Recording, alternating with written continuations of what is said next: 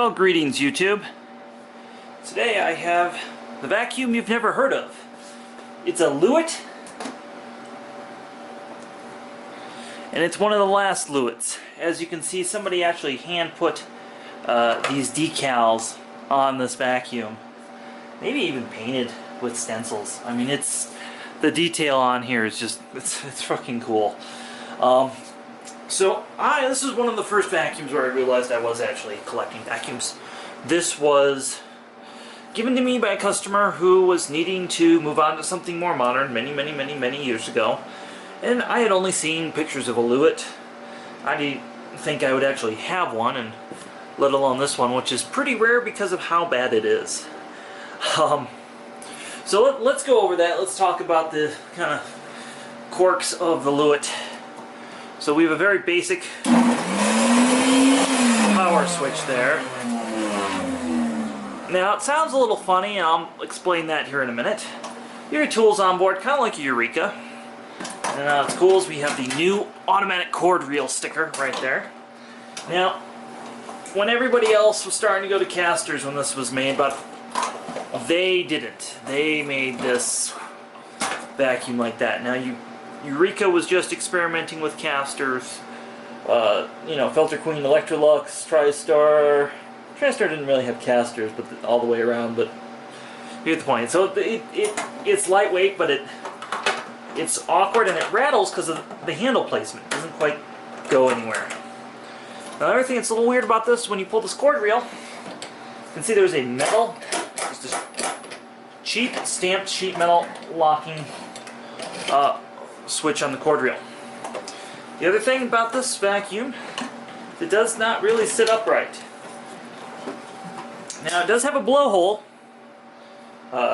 Realize that probably sounds wrong, but it does have a blowhole where you can take the button, and if you wanted to use it as a blower, you could.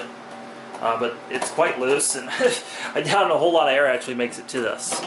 Now, as you can tell, the accessories I have, they were replaced at some point. That's how it came to me.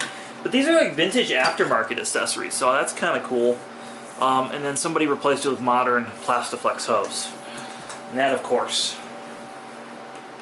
Now, what it came with was this very basic floor tool. And there's a little switch for the brush there, and that's it. That's all you got. These are aluminum, and they don't lock in the traditional manner. So that actually switches over like that. And you see there's no button lock. So what that's actually doing is you can see that is just creating a little bit more, this camera will focus, a little bit more friction on the tabs, just pushing down on it. Kind of a interesting design. And they're flared quite a bit, but they're quite short. If I was buying this back in the day, I would have to get a third wand. Set that down. Now we have a full, medium, low, medium, full suction adjustment knob. Now let's open it up and I'll show you where it is. You'll see there's yet another metal tab here, and this is quite sharp. This could cut you. You're just going to press this and it's going to open up, and you start to think, oh fuck, this is a Eureka, it's been relabeled. No, it's not, and I'll explain that in a minute. So let's address the bag situation. We have a one-layer paper bag that is just, it's hard for me to even take this bag off. I do have a package of these somewhere, that's the cool part. But if we see the suction adjustment, okay, you can see the suction adjustment right here, and all it does is bleed suction out, at best. It doesn't really rotate this thing, it just is there. Just open something up. So one layer paper bag. Again, that's the suction knob.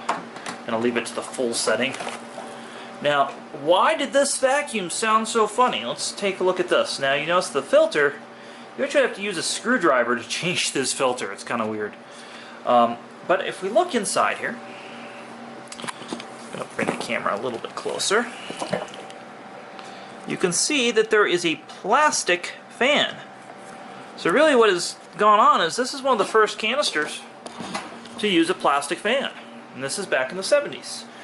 Now this is also a 6-amp machine, which back in the time, I know that's just power consumption, but back in the time that wasn't a whole lot of power. Most machines were taking a lot more power. And that says we have a warning. Warranty is in effect only if you use genuine bags. So even back then that was a concern. There's a little picture of a lady. Let's see if we can zoom in on that label. Little picture of a lady vacuuming right there. And then we have the trademark identifies genuine Shetland or Lewyt.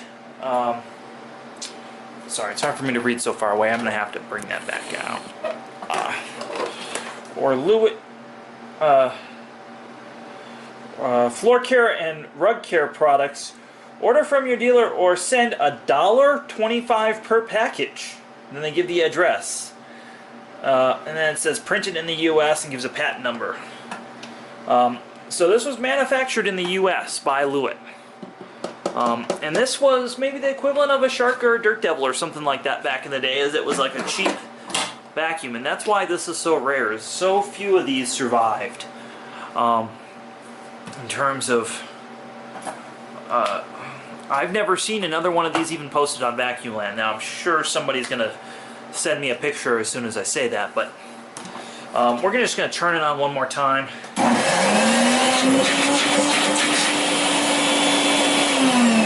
You maybe have 40 or 50 inches of water lift at best. I will have to hook the working water lift gauge up to this because it really doesn't make very much power. Significantly less than like an Electrolux Super J or something like that at the time.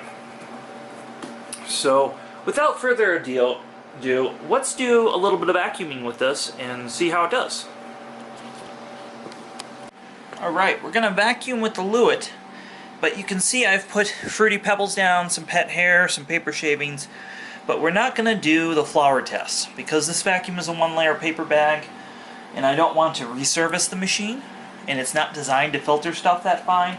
We're not going to do that test. We know it's a 1970s low-end vintage vacuum.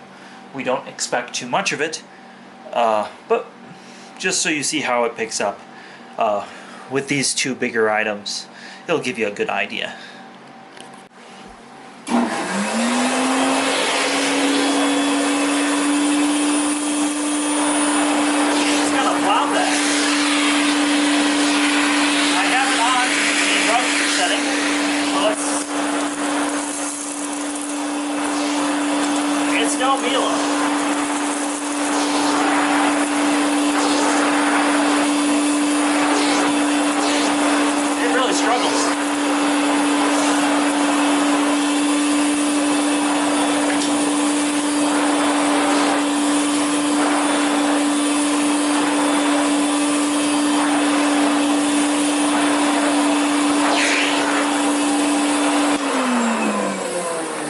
As you can see, it really struggled with that there, so let's try it on bare floor and see how it does.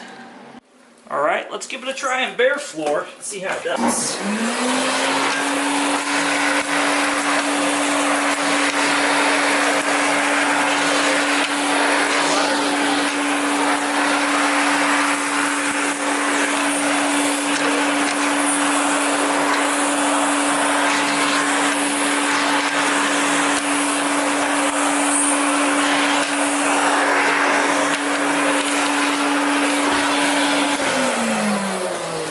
As you can see, it did much better on bare floor. Now the only thing concerning with my wood floor is this guy is floating, and you can lock it, but it defaults to like a floating state, and you're just resting this on this brush strip. So this sits above the floor, but you can see this would definitely scratch your floor if you cared really a whole lot about your floor. But you can see kind of how it floats above, and it picked up stuff a lot better than I thought it would. So definitely maybe an ineffective floor nozzle.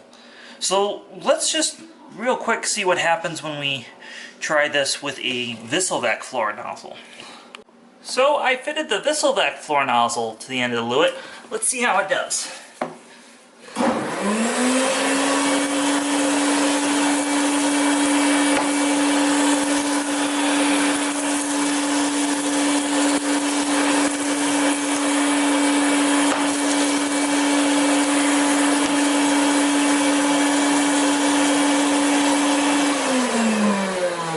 So I think it's safe to say that the Lewyt which was designed for a smaller nozzle, doesn't have enough airflow for this big Disposable tool.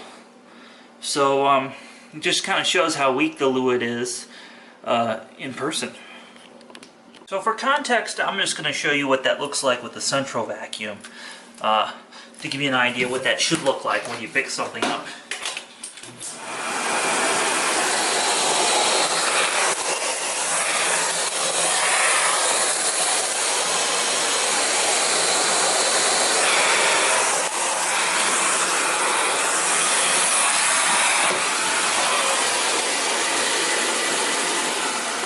So you can see the difference, really just showing the Lewyt, which if you put your hand on the end of the hose, feels like it has maybe a third or a quarter of the power of the central vacuum unit. I just want to demonstrate how awkward this is to vacuum with. So I'm just going to pull it along, try not to hit my camera.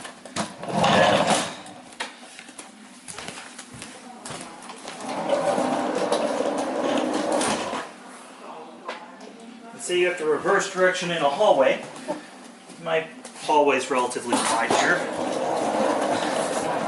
You can see really how awkward these casters are. In fact, its handling characteristics remind me of the Simplicity Wonder, if you've ever used one of those. It's a little bit lighter, so it tends to fly a little faster than that vacuum does. But it really shows just how bad the caster system was.